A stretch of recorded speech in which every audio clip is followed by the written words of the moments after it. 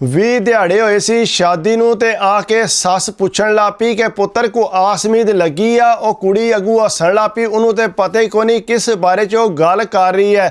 ਉਹਨੇ ਸ਼ਾਮੀ ਜਿਸ ਵੇਲੇ ਆਪਣੀ ਅੰਮਾ ਨੂੰ ਫੋਨ ਕੀਤਾ ਤੇ ਦੱਸਿਆ ਕਿ ਇਸ ਤਰ੍ਹਾਂ ਹਾਲਾ ਮੇਰੇ ਕੋਲ ਪੁੱਛਦੀ ਸੀ ਵੀ ਕੋ ਆਸ ਉਮੀਦ ਲੱਗੀ ਹੈ, ਲੇਕਿਨ ਮੈਨੂੰ ਨਹੀਂ ਪਤਾ ਕਿਸ ਬਾਰੇ 'ਚ ਹਾਲਾ ਪੁੱਛ ਰਹੀ ਸੀ। ਉਹਨੇ ਕਿਹਾ ਪੁੱਤਰ ਮੈਨੂੰ पता किस बारे पुछ रही सी, आपे मैं जिसले सुबह आवांगी आके गल कर। उन्हें आख्या अम्मी रहन दो तुसी ना आवे। उन्हें आख्या नहीं पुत्र मेरा आना बनता, जी उन्हें गल की है वो सुबह आ गई, आके सलाम दुआ करके उन्हें आख्या भैन तुसा कुड़ी नाल इस तरह गल की। उन्हें आख्या बिल्कुल की। उन्हें आख्या तुसी किस तरह गल कर सकते हो, अजे 20 दिहाड़े तो होए ने शादी नूं। उन्हें आख्या मैनूं भी पता है 20 दिहाड़े होए ने, लेकिन तुसा आपू ही दस्सिया सी। मैं आख्या हो सकता है दिहाड़े शाड़े जिहड़े ने वो लंघ गए ने, इस वजह तो हो सकता है कोई आस उम्मीद लग गई होवे। उन्हें आख्या ये सबर ते कर जो, इस तरह थोड़े ही होंदा है। उन्हें आख्या नहीं मैं तो उंज पुछ लिया, चलो मेरा मुड़ा छुट्टी आया है, आस उम्मीद लग जाए तो असीं जरा खुश हो जाएंगे। उन्हें आख्या सबर करो, इस तरह कुड़ी दा दिल थोड़ा होवेगा। वो मुड़ा भी बह के नाल सुनदा सी पिया कि अम्मा नाल किहड़ी गल कीती सी। अगू इस तरह होया जिसले वो टुर गई तो आके अम्मा नूं आखदा कि अम्मा जी तुसां किहड़ी गल कीती है, यह गल थोड़ी करनी सी। उन्हें आख्या पुत्र मैनूं पता किहड़ी करनी है या किहड़ी नहीं करनी, मैं जिहड़ा ज़्यादा किसी नूं नूं कार नहीं रह सकती जे मेरे मुड़े दे कार कोई औलाद ना होवे। तो उन्हें आख्या अम्मा जी इतनी जल्दी थोड़ी होंदा है, लोकां दे घरां ते 10-10 साल औलाद नहीं होंदी ते लोग जिहड़ा हुण तलाकां दे देण। उन्हें आख्या पुत्र लोग देण या ना देण, मैं ते इहनूं 3-4 महीने तकना है, जे ते इन्हें कोई औलाद दी कोई आस उम्मीद लवाई सानूं, नहीं ते पुत्र इहनूं तलाक दवा के ते मैं तेरा नवां विआह कर। उन्हें आख्या अम्मा जी ये किस तरह हो सकदा, मैं रोज़ शादियां ही करदा रहांगा। उन्हें आख्या पुत्र तू चुप कर जा। मुड़ा चुप कर गया। अगू महीना गुजरिया तो फिर पूछया पुत्र को लगी है आस उम्मीद, उन्होंने कुड़ी नूं भी पता लग गया सी। उन्हें आख्या नहीं हाला जी को नहीं लगी। उन्हें आख्या पुत्र तू इंज कर काम काज सारा छड़ दे, बिल्कुल घर तू बह जा, कोई काम काज तू नहीं करना। वो सस ने उन्होंने घर बिठा दिता, किसी काम नूं हथ नहीं सी लाण दिंदी। उन्हें आख्या लै फ्रूट खा, दुध पी, जो मर्जी कर। वो सारा को खुआल प्याल के जिसले महीना फिर गुजरिया उन्हें फिर पूछया कि पुत्र सना को आस उम्मीद लगी आ। उन्हें आख्या नहीं हाला जी को नहीं। उन्हें आख्या पुत्र जो को तेनों खुआलिया वो भी साडा हराम कर दिती। अगू मुड़ा जड़ा उन्हें वापस जाना सी, उहदी छुट्टी मुक गई सी। उन्हें आख्या अम्मा जी हुण इहनूं तंग ना करियो, चलो मैं आपे जिसले आवांगा दोबारा तो हैर होवेगी, अल्लाह ताला आस उम्मीद ला देगा। उन्हें आख्या पुत्र तू तो जा हाँ हैर हरीयत नाल।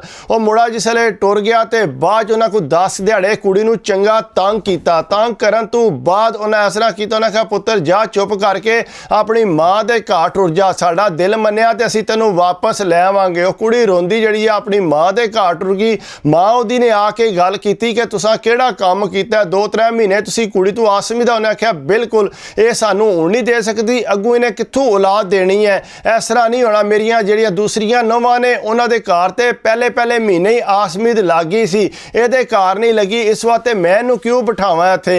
वो जिहड़ा अगू गुस्सा कर गई। उन्हें आख्या हाला असीं भी कुड़ी नूं घर बिठा लांगे, लेकिन इत्थे वापस नहीं टोरना। वो मुड़ा ते बेचारा बाहर टुर गया सी। वो अम्मा नूं काला करे कि अम्मा जी ऐसा ना करो, जाओ उन्होंने लैके आवो। उन्हें आख्या पुत्र ना तू जाएगा ना असी जाएंगे, हुण उत्थे ही रवे तो असी आपे सोच लांगे तेरा जिसले विआह करना। उन्हें आख्या नहीं अम्मा जी यह कोई चंगी गल। उन्हें आख्या पुत्र तू चुप कर जा। वो जिसले साल डेढ़ बाद वापस आया, कुड़ी वाले ने बिल्कुल उहदा कदे फोन नहीं सी सुनिया। जिसले वापस आया आके उन्हें सोचा कि पहला मैं उत्थे जा अपनी जनानी नूं मना के लियावां, लेकिन अम्मा ने आख्या तू नहीं जाना। वो सीधा घर आ गया। उन्हें आख्या अम्मा जी मेहरबानी करो तुसी आपू जाके मना के लियाओ। उन्हें आख्या ना पुत्र असी को नहीं मनाना। उन्हें फोन किया जनानी नूं कि तुसी आपू आ जाओ। उन्हें आख्या ना अम्मा री नहीं मनदे, आवना ही तो तुसी आपू आके मैनू लैके जाओ। वो मुड़ा जिहड़ा चुप करके घरों निकलिया, जाके उन्हां दे घर सावरियां दे आंदा कि मैं माफ़ी चाहना, मेरे अम्मा री गुस्से वाले ने, इस वास्ते तुसी उन्हां दे गुस्से ते ना जाओ ते मैं इहनूं लिया। उन्हें आख्या पुत्र हुण ते तू लै जाएगा, जे हुण भी ना आस उम्मीद लगी तो असी हाली कुड़ी तैनूं इस्तेमाल करन वास्ते देनी है, तेरी माँ तो उन्होंने वसाने। उन्हें क्या हाला जी मैं तुहानूं कसम दे के आखना कि ना इनू मैं तलाक देनी है, इनू मैं रखांगा, नाले इस तो बाद जिसले अगर ना कोई उम्मीद लगी तो इनू मैं बाहर लै जाऊँगा। उस तो बाद अगे मैं सोचांगा जे मैं शादी करनी है, फिलहाल जड़ा मैं नहीं इस तरह का कदम उठान लिया। उन्हें आख्या पुत्र तू जे गारंटी देने तो फिर सही है, इनू लै जा। कहता मैं जिसले घर लैके आया तो अम्मा रा बड़ा गुस्सा किया, तू तो साड़ी इज्जत को नहीं छड्डी, तू इनू लैके घर आ गए। कहता मैं क्या अम्मा जी तुसी जो मर्जी आखो, लेकिन मैं ये तलाक शाक नहीं देनी, ये मैं 5-7 साल जड़ा मैं ਦੇਖਾਂਗਾ, अगर उम्मीद ना लगी तो फिर बाद मैं सोच सकना कि मैं शादी करनी है या नहीं करनी। कहता मेरी जनानी सारी गल भी सुनती सी। कहता मेरी अम्मा ने बड़ा मूँह बनाया, नाराज़ होए, लेकिन मैं क्या अम्मा जी जिस तरह तुहाडी मर्जी है तुसी करो। लेकिन कहता मेरी छुट्टी खत्म हो गई, फिर भी आस उम्मीद को ना लगी। अम्मा ना मेरे अगे हथ जोड़े के पुत्र हुण भी तेरी छुट्टी मुक्की है, साडी गल सुन लै, इन्हें तैनूं औलाद दी खुशी को नहीं देनी। कहता मैं क्या अम्मा जी तुसी चुप कर जो, आपे मैं बाद च देख ਲਾਂ। कहता मैं जिसले वापस गया मैं जनानी का जोड़ा पासपोर्ट जोड़ा बनवा लिया सी। कहता मैं पासपोर्ट जोड़ा ना उत्थे लै गया, जाके अपने कागज़ शागज़ जमा कराए। कहता जिसले मैं कागज़ जमा कराए ने ना उस वे भी घरदियां बड़ा रौला पाया कि पुत्र तू यह किहड़ा काम कीता। मैं क्या अम्मा जी तुसी चुप कर जो, अल्लाह खैर करेगा, हुण तुसी कोई गल ना करियो, मैनू एक बारी अपने जोड़ा पूरा शौक कर लैण दिओ, मैनू पता कि अल्लाह ताला ने मैनू औलाद देनी है। कहता बहरहाल सारे घर दे सारी फैमिली वाले नाराज़ हो गए कि ये हुण ही रन मरीद हो गए है। कहता मैं क्या जिन्हें जो समझना मैं क्यों किसी की जिंदगी बर्बाद करा।